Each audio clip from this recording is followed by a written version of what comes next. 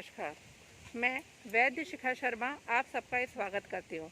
चलिए आज बात करते हैं मौसम की। मौसम यानी कि ऋतुएं।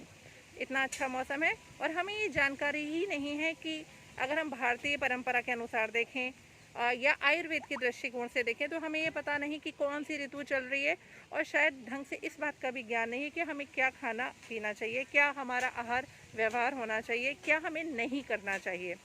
तो पहले संक्षेप में ऋतुओं के विषय में जानते हैं। तो हम सभी जानते हैं कि 12 मास होते हैं। हिंदी मतानुसार देखें चाहे आयुर्वेद के दृष्टिकोण से देखें, चैत्र बैसाख ज्येष्ठ आषाढ़ सावन भादो कुआर कार्तिक अगहन पूस और महाफागुन, और 6 ऋतुएं होती हैं। शिशिर बसंत ग्रीष्म वर्षा शरद और हेमंत। इन 6 ऋतुओं में हर ऋतु में 2-2 मास आते हैं। जैसे प्रारंभ जो हमारे भारतीय नववर्ष का होता है वो होता है चैत्र मास से।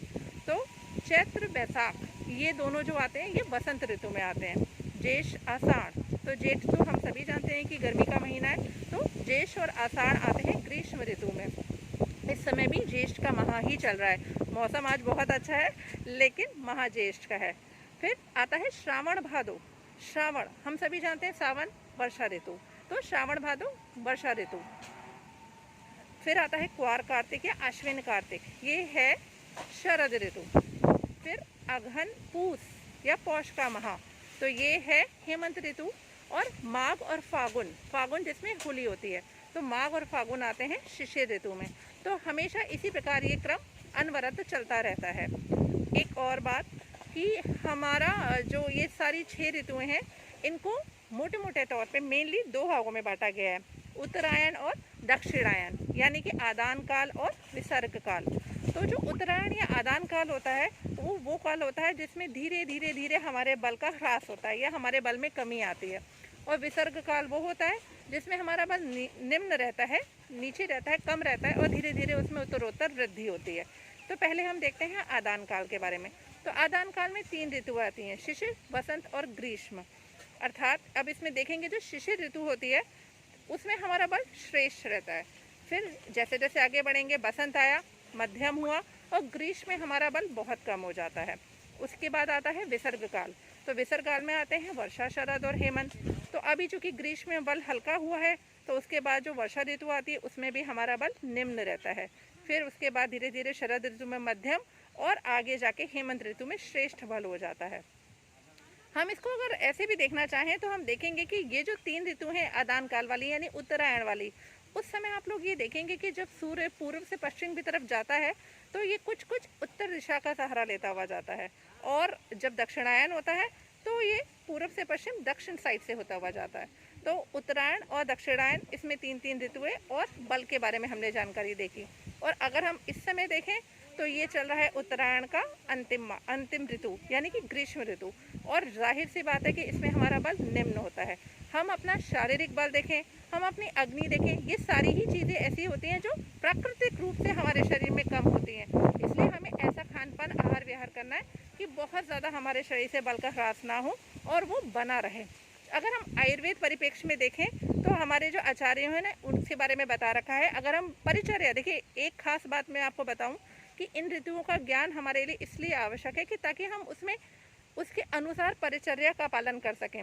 परिचर्या का पालन करेंगे तो हमारा बल अपने एक ऑप्टिमम लेवल पे बना रहेगा, उसका ह्रास नहीं होगा, और उसके साथ ही आने वाली जितने भी व्याधियां हैं, चाहे वो कोरोना चाहे कोई भी, अगर शरीर का बल ठीक बना है, शरीर साम्यावस्था में है, तो किसी तरह की व्याधि भी हमें प्रताड़ित नहीं कर पाएगी। तो सबसे पहले चूंकि ग्रीष्म ऋतु चल रही है तो थोड़ा सा हम देख लें कि आयुर्वेद में ग्रीष्म ऋतु परिचर्या के विषय में क्या बताया गया है। तो आचार्य चरक बताते हैं सूत्र स्थान 6ठे चैप्टर में, मयूखैर जगतः स्नेहम ग्रीष्मे पेपीयते रवि स्वादु शीतम द्रवम स्निग्धम अन्नम पानम तदा हितम शीतम स शर्करम मंथम जांगल अलान मृग पक्षिणा अह पयम स शाले अन्नम भजन ग्रीष्मे न सीदति। अर्थात ग्रीष्म ऋतु में सूर्य अपनी किरणों के द्वारा संसार के स्नेह को सोखने लगता है, इसलिए इस काल में मधुर रस का सेवन जो उसको बैलेंस करने के लिए, उसको कॉम्पनसेट करने के लिए आवश्यक है, मधुर रस का सेवन हमें अवश्य करना चाहिए। शीत वीर्य वाले द्रव्यों का सेवन करना चाहिए, द्रव स्निग्ध अन्न पान कर रखना चाहिए, और चीनी के साथ में शीतल मंद या सत्तू, जैसे हम कहते हैं ना कि पानी में घोल के चीनी मिला के सत्तू का सेवन, ये हमारे शरीर का बल बनाए रखने के लिए अत्यंत आवश्यक है, तो इसका सेवन करते रहना चाहिए। जो लोग नॉनवेज खाते हैं उन्हें जांगल मांस वो होते हैं, वो पशु पक्षी होते हैं जो कि कूदते फांदते रहते हैं और हल्के शरीर वाले होते हैं। तो जांगल वाले की यानी कि मृग, हिरन, घी, दूध, चावल, इनका सेवन करने से हमारा स्वाभाविक बल बना रहता है। एक दो पॉइंट हम और देखेंगे। मध्यम अल्पम न व पेयम अथवा सुबहुदकम, अर्थात मद्य का सेवन, मदिरा का सेवन बहुत कम करना चाहिए, और अगर कर भी रहे हैं बहुत अधिक जल के साथ इसका सेवन करना चाहिए। लवण अम्ल कटु उष्णानि व्यायाम च वर्जेत, इसके साथ ही लवण अम्ल कटु और उष्ण, ये सब जिनसे उष्णता की वृद्धि होती है, हमारे शरीर में और बल का ह्रास होगा, ऐसे भोजन का सेवन नहीं करना चाहिए, इनका वर्जन करना चाहिए। इसके साथ ही कुछ खास चीज़ें जैसे कि शीतल गृह में निवास करना चाहिए, मोती जो कि शीतलतादायक है उसको पहनना चाहिए, मोती की माला, या ऐसे किसी भी आहार विहार खान पान का सेवन हमें करना चाहिए जो हमारे शरीर में शीतलता को बढ़ाए, क्योंकि रुक्षता, बेसिकली जो रुक्षता बढ़ती है, चूँकि स्नेह का ह्रास हो रहा है, तो हमें उस रुक्षता को बैलेंस करना है।